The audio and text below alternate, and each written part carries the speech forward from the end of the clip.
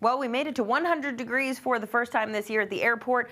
Yesterday afternoon officially hit that triple-digit mark, tying that previous record set back in 2022. And this morning, we were on the warmer side. Temperatures in the 70s and 80s as lots of us were waking up this morning.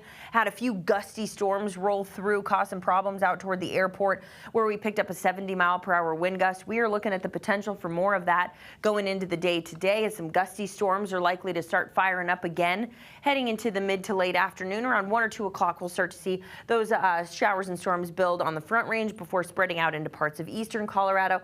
As I mentioned, the Denver area could see some gusty wind along with that, especially as you head out east. That potential is certainly there as well. 50 to 60 mile-per-hour winds not out of the question. That's the reason that we have that level 1 risk for severe weather here in Denver. That bumps up to a level 2 and a slight risk down into the southeast. So looking at that potential for some severe weather going into our afternoon, which makes today a possible first alert weather day.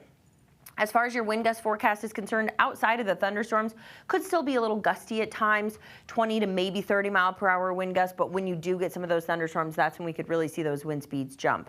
Otherwise, another hot day. Not as hot as yesterday, which is great news, but temperatures still climbing into the low to mid 90s out there for the Denver area, eastern Colorado as well. Mountains staying above average with afternoon storm chances picking back up as well in the high country.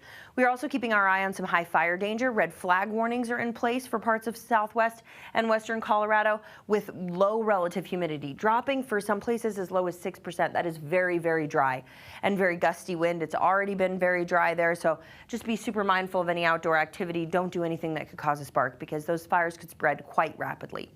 Tonight, we'll look at temperatures in the upper 50s, low 60s, partly cloudy, a little breezy. And then going into tomorrow afternoon, starting to cool down. It'll feel a little bit more pleasant with more afternoon storm chances in the mid 80s tomorrow for high temperatures.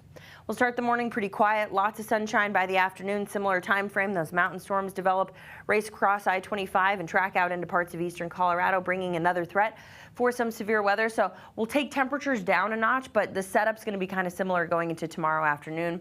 Level 1 risk for severe weather here in the Denver area. We keep the 80s going into Saturday, which is going to feel great. 83 degrees by Saturday, some sunshine with afternoon storm chances. Then we are back in the low 90s going into Sunday. We have a little more of an active weather pattern here carrying us into our extended forecast, with temperatures fluctuating between the 80s and 90s.